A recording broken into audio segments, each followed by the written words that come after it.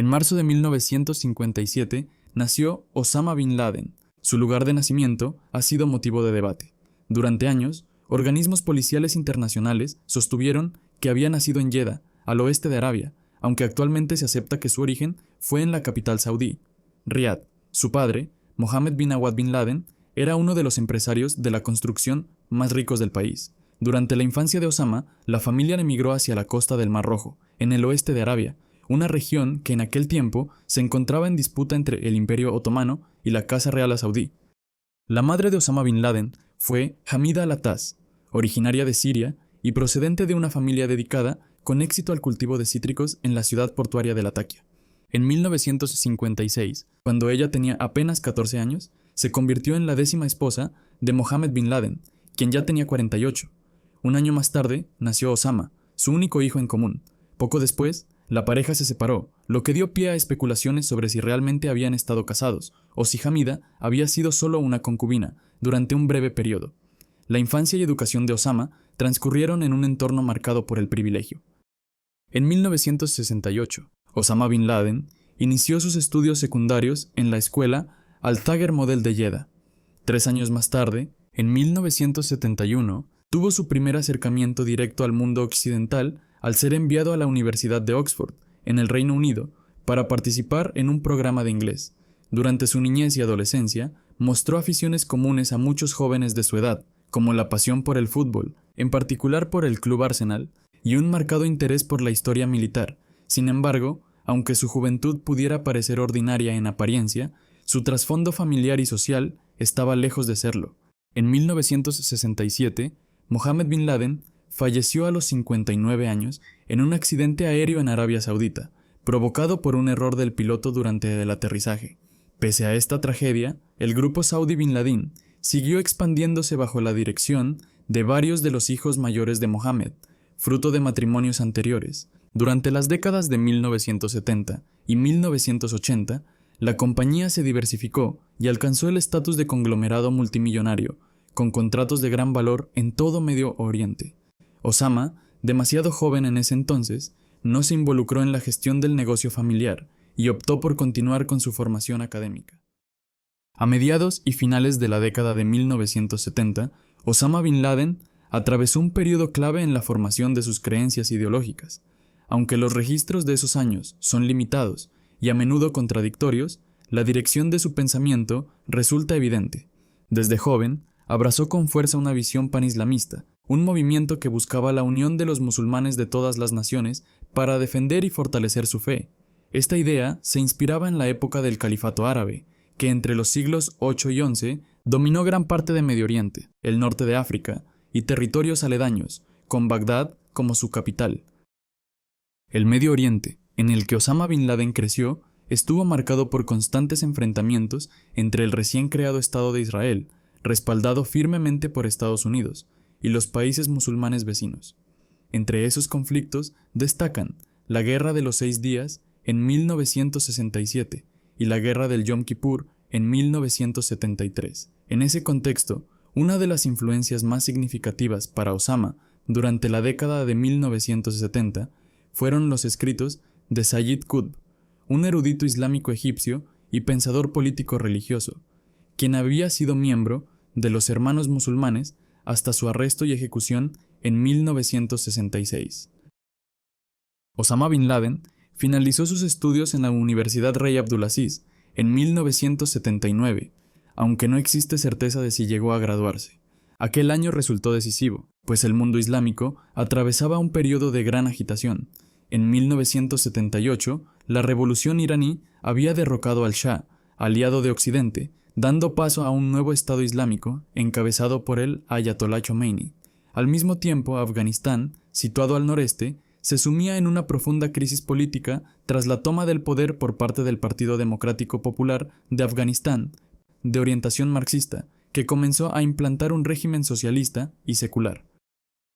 Osama bin Laden viajó a Pakistán incluso antes de la invasión soviética, poco después de terminar sus estudios en la Universidad Rey Abdulaziz. Este país desempeñaba, y aún desempeña, un papel central en los movimientos yihadistas internacionales del siglo XX y comienzos del siglo XXI. aunque oficialmente sostenía una postura contraria al fundamentalismo islámico dentro de sus fronteras, durante décadas toleró en la práctica muchas de estas actividades. Esta actitud se explicaba en gran medida por la prolongada rivalidad con la India, su enemigo histórico desde la partición del Raj británico en 1947, una confrontación que se convirtió en una especie de guerra fría regional. A comienzos de la década de 1980, Osama Bin Laden empezó a destinar parte de la fortuna heredada de su familia para reclutar y entrenar muyahidines en Pakistán, con el objetivo de enviarlos a las zonas montañosas de Afganistán. Sin embargo, sus aportes resultaban modestos en comparación con los miles de millones de dólares que Ronald Reagan, presidente de los Estados Unidos, y el gobierno saudí invirtieron en el equipamiento y entrenamiento de las fuerzas antisoviéticas en la región, que actuaban como representantes directos en la lucha contra la invasión soviética.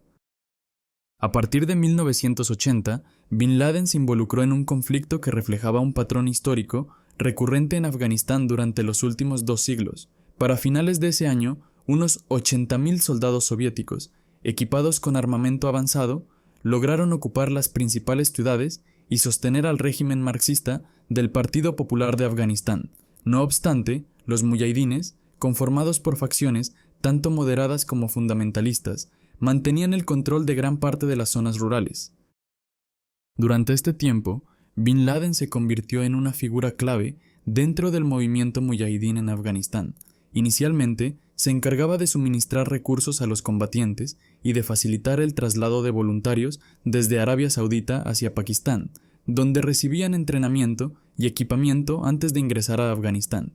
Durante esos años, Bin Laden se desplazaba entre Pakistán y los bastiones muyahidines en las montañas del Hindu Kush.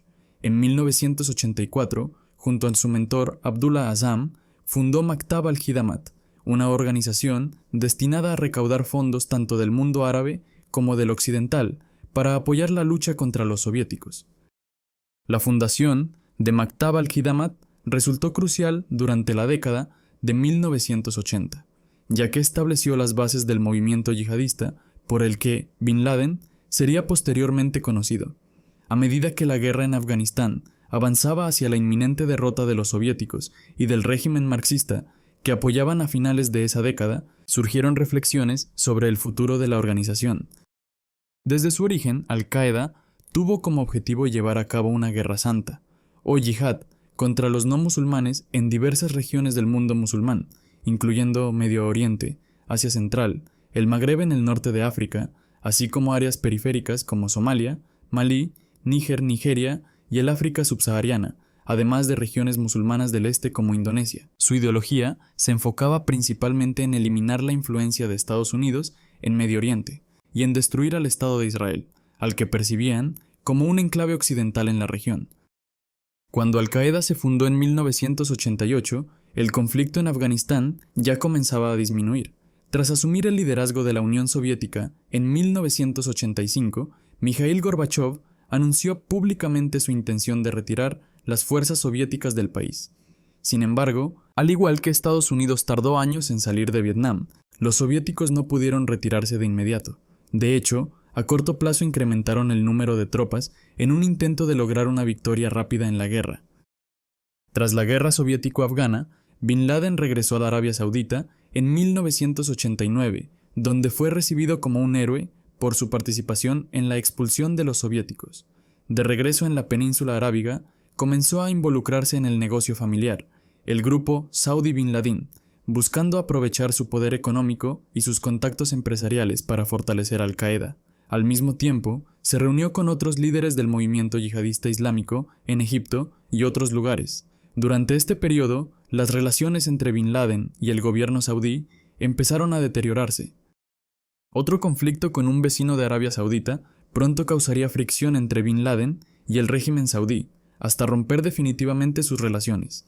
El 2 de agosto de 1990, Saddam Hussein, dictador de Irak, que había estado librando una guerra contra Irán durante gran parte de la década de 1980, con fuerte apoyo estadounidense, invadió el pequeño estado del Golfo de Kuwait, una de las naciones más ricas per cápita del mundo, y a la que Irak debía miles de millones de dólares por préstamos para financiar su guerra contra Irán. La invasión, que conquistó el pequeño estado en 2 días, causó indignación internacional. Desde el inicio, Bin Laden se mostró indignado cuando el gobierno saudí aceptó la propuesta del secretario de Defensa estadounidense, Dick Cheney, de intervenir para impedir que Irak expandiera su agresión hacia Arabia Saudita. En respuesta, organizó una reunión con el rey Fahd, en la que solicitó que se prohibiera la presencia de tropas estadounidenses en el país, ofreciendo en su lugar desplegar su propia legión árabe, formada durante su tiempo en Afganistán, para defender la frontera saudí. La oferta fue rechazada, y la consecuencia fue que el despliegue de tropas estadounidenses y de la coalición se intensificara aún más. Después de su expulsión, en 1991, Bin Laden se trasladó a Sudán, estableciéndose allí.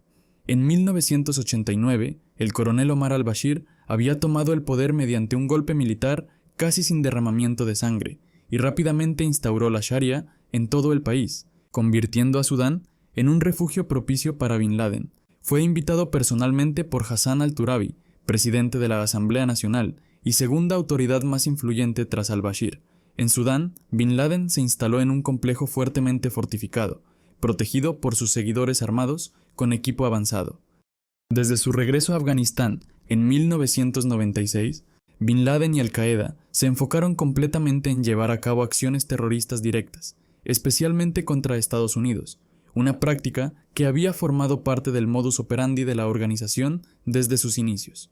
Ya en 1990, el FBI registró la vivienda de El Sayed Nosair, afiliado de Al-Qaeda en Nueva Jersey, y halló documentos relacionados con planes para detonar rascacielos en Nueva York. En 1993, un camión bomba explotó frente a la torre norte del World Trade Center, en un ataque liderado por Ramzi Youssef, otro miembro de Al-Qaeda que se había entrenado en uno de sus campamentos en Afganistán a fines de la década de 1980. A mediados de la década de 1990, Al-Qaeda aumentó sus ataques contra objetivos occidentales mediante métodos terroristas, llevando esta estrategia a niveles más altos. El 7 de agosto de 1998 se produjeron atentados simultáneos con camiones bomba en Dar es Salaam, Tanzania, y en Nairobi, Kenia, claramente dirigidos a un objetivo simbólico: las embajadas de Estados Unidos en ambas capitales. Los ataques fueron altamente sofisticados. En Nairobi se utilizaron 500 cilindros de TNT, mientras que en Dar es Salaam se emplearon 2 bombas de 900 kilogramos cada una. Se recurrió a fertilizante de nitrato de amonio para canalizar la explosión y maximizar la destrucción. Después de los atentados contra las embajadas, Bin Laden intensificó su retórica contra Estados Unidos. Sus críticas eran diversas. Cuestionaba el apoyo estadounidense a Israel, a regímenes que reprimían a musulmanes, como la represión rusa en Chechenia, los ataques filipinos contra los moros en el sur del país y la opresión india en Cachemira, aunque su principal queja era la presencia de tropas estadounidenses en la península arábiga, cerca de la Meca y Medina. En 1998, Al-Qaeda declaró: durante 7 años, Estados Unidos ha estado ocupando las tierras del Islam en los lugares más sagrados. A finales de 1998 o principios de 1999, Bin Laden dio su aprobación a la operación del World Trade Center, inicialmente propuesta por Khalid Sheikh Mohammed en 1996. Durante el resto de 1999, se dedicó a seleccionar candidatos en Afganistán, buscando personas que hablaran inglés y estuvieran familiarizadas con la vida occidental. Mohammed Atta, Marwan al-Shehi y Ziad Jarrah fueron seleccionados rápidamente, mientras que Hani Hanjour fue elegido tras comprobarse que contaba con licencia de piloto comercial. Para el año 2000, un total de 19 individuos había sido seleccionado y organizado en células terroristas en Estados Unidos, ubicadas en Arizona, Florida y California. La mañana del 11 de septiembre de 2001, los 19 secuestradores, organizados en células independientes, pusieron en marcha sus planes. 5 abordaron el vuelo 11 de American Airlines en Boston, que despegó a las 7:59 am con destino a Los Ángeles. Otros 5 tomaron el vuelo 175 de United Airlines, que partió 15 minutos después. A las 8:20 am, el vuelo 77 de American Airlines despegó de Washington Dulles con 5 secuestradores, y 22 minutos más tarde, el vuelo 93 de United Airlines salió de Newark con 4 secuestradores. Minutos después de despegar, los secuestradores tomaron el control de los aviones. Las colisiones marcaron solo el inicio de la tragedia. En las Torres Gemelas se encontraban más de 10.000 personas. Con los ascensores inutilizados y los incendios extendiéndose rápidamente, la evacuación se volvió lenta y caótica. Las plantas superiores se convirtieron en un infierno y muchos optaron por saltar para escapar del fuego. La Torre Sur colapsó a las 9:59 am, seguida por la Torre Norte 29 minutos después. En total, murieron 2.606 personas en las torres y en tierra, además de 147 pasajeros y tripulantes en los 2 aviones. En el Pentágono fallecieron 125 personas en tierra y 59 a bordo del avión, mientras que los 40 ocupantes del vuelo 93 también perdieron la vida. Los ataques del 11 de septiembre se convirtieron en los más devastadores de la historia del terrorismo. En un primer momento, Bin Laden negó cualquier implicación. El 16 de septiembre emitió una declaración a través de Al Jazeera en la que rechazaba su responsabilidad. Con el tiempo, sin embargo, la evidencia mostró que él y Al-Qaeda habían planeado los ataques. En 2004, Al Jazeera difundió un video en el que Bin Laden admitía claramente su responsabilidad por los 19 secuestradores, y en 2006 surgieron más admisiones, incluyendo videos con conversaciones con algunos de los implicados. Bin Laden justificó el ataque contra las Torres Gemelas como una venganza por la destrucción de edificios en Beirut durante la invasión israelí de 1982. En el momento de los ataques, se creía que Bin Laden se ocultaba en las Montañas Blancas, al sur del Hindu Kush, cerca de la frontera con Pakistán. El 18 de septiembre de 2001, la administración de George W. Bush autorizó el uso de la fuerza. Dado que los talibanes protegían a Bin Laden y se negaban a entregarlo, fueron considerados un objetivo. Estados Unidos y Reino Unido iniciaron bombardeos en Afganistán el 7 de octubre, aliándose con la Alianza del Norte. A finales de septiembre ya se encontraban operativos especiales en el país, pero la invasión terrestre principal comenzó el 19 de octubre. Estados Unidos estuvo muy cerca. Mientras Kandahar caía, cientos de combatientes aliados, incluyendo 70 fuerzas especiales estadounidenses y cientos de aliados de la Alianza del Norte, atacaron el complejo de cuevas de Tora Bora, donde se creía que Bin Laden estaba escondido. Duró casi 2 semanas. Las inteligencias creen que Bin Laden estaba allí, pero escapó porque la presencia aliada fue insuficiente. Se cree que cruzó a Pakistán días después. Desde entonces, Bin Laden fue el hombre más buscado del mundo, con una recompensa de $25 millones, aumentada a 50 millones en 2007. Tras su escape en 2001, el paradero de Bin Laden fue objeto de constantes especulaciones. Era buscado internacionalmente y sus movimientos se mantenían en secreto. Las agencias de inteligencia estadounidenses solo lograron reconstruir parcialmente sus desplazamientos durante la década de 2000.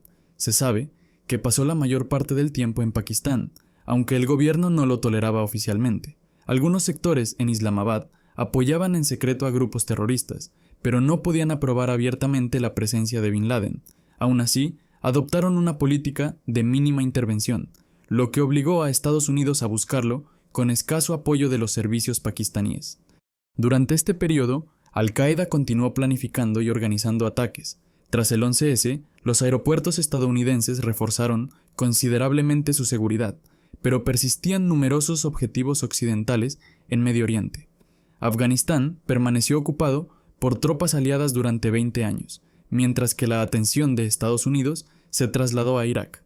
La administración de Bush declaró su intención de promover un cambio de régimen en países que apoyaban el terrorismo, considerando a Irak, bajo Saddam Hussein, como una prioridad. La invasión de Irak en marzo de 2003 fue objeto de críticas por parte de aliados como Francia, que la percibieron como una justificación para el imperialismo estadounidense. Hacia finales de la década de 2000, la guerra en Irak se estabilizó gracias a un aumento de tropas estadounidenses en 2007 y reformas políticas, pero Al-Qaeda continuó. Desde Pakistán, Bin Laden aprobó bombardeos en Bagdad y un atentado suicida en el santuario de Imam Hussein en Karbala en marzo de 2008, que mató a 42 personas. Mientras tanto, en Pakistán, Bin Laden se había trasladado a un nuevo complejo en Abbottabad, al norte del país. Su construcción comenzó poco después de su llegada, en 2002, y finalizó en 2005. El recinto ocupaba 3.500 metros cuadrados. Estaba rodeado por un muro de concreto de hasta 5,5 metros de altura con alambre de púas. Contaba con pocas ventanas y pantallas diseñadas para bloquear la vista, incluyendo una en un balcón del tercer piso lo suficientemente alta como para ocultar a Bin Laden, que medía 1,93 metros. Resulta difícil creer que las autoridades no percibieran lo inusual de este lugar, claramente diseñado con fines de seguridad. Aunque el complejo protegió a Bin Laden durante años, su dependencia de este lugar finalmente contribuiría a su caída. En 2009, la CIA identificó a Abu Ahmed al-Kuwaiti, un confidente cercano de Bin Laden, como su enlace en Pakistán, y descubrió que residía en Abbottabad. Con más información de inteligencia, señalaron el complejo como sospechoso. Se destinaron millones de dólares para establecer un equipo de la CIA en Abbottabad, que comenzó a vigilar el lugar en 2010. A pesar del uso de drones y tecnología avanzada de vigilancia, nunca se obtuvo una imagen que confirmara la presencia de Bin Laden. Sin embargo, para principios de 2011, la evidencia circunstancial se volvió abrumadora. El 1 de mayo de 2011, el presidente Barack Obama autorizó la operación Neptune Spear. A las 11 p.m. en Afganistán, 2 helicópteros Black Hawk con 24 Navy SEALs despegaron desde una base estadounidense rumbo a Pakistán. A la 1:30 a.m. del 2 de mayo, aterrizaron en el complejo. Uno de los helicópteros se estrelló, pero sin causar heridos. Se desató un breve tiroteo. Los SEALs entraron y mataron a un hijo adulto de Bin Laden y también a Baha al-Kuwaiti. Al subir al tercer piso, encontraron a Bin Laden en su dormitorio. Las órdenes eran matarlo, y aunque varios SEALs reclaman el mérito, se considera que Matt Bisonet le disparó en el cuerpo y la cabeza, causando su muerte.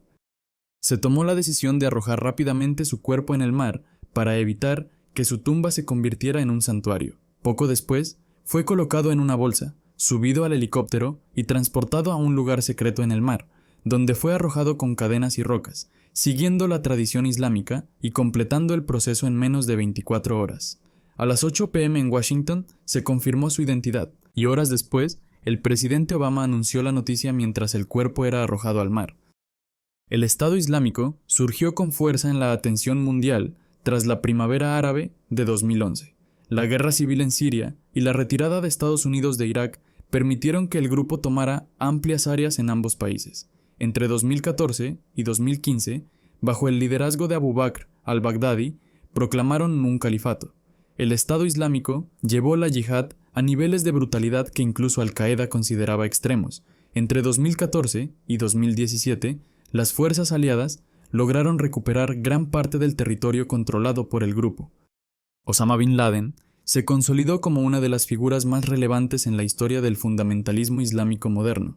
Radicalizado desde los años 70 por las ideas de Sayyid Qutb, su fortuna familiar y sus conexiones sociales le permitieron desempeñar un papel clave durante la guerra contra la Unión Soviética en Afganistán durante la década de 1980. Si su trayectoria se hubiera limitado a ese conflicto, habría sido apenas una nota al pie de la historia. Sin embargo, tras la guerra, emprendió un programa mucho más amplio de fundamentalismo islámico. Su oposición a la Guerra del Golfo evidenció su creciente antiamericanismo y su disposición a desafiar regímenes musulmanes, como el saudí, cuando percibía que actuaban en contra del Islam. Sin embargo, fueron los ataques del 11 de septiembre los que consolidaron su infamia. Esa fatídica mañana, 19 secuestradores bajo sus órdenes mataron a más de 2.700 personas en cuestión de horas, y miles más fallecieron en los años siguientes debido a lesiones relacionadas. El impacto psicológico fue enorme. La mayoría de la gente recuerda exactamente dónde se encontraba ese día. La vida cambió con la implementación de nuevas medidas de seguridad en Occidente, seguido por una serie de conflictos en Medio Oriente, donde rara vez pasaba una semana sin noticias de un incidente grave en Afganistán, Irak o Siria. Todo esto contribuyó al surgimiento del Estado Islámico y a una crisis migratoria en el Mediterráneo. ¿Crees que su sombra aún podría alcanzarnos sin importar dónde estemos?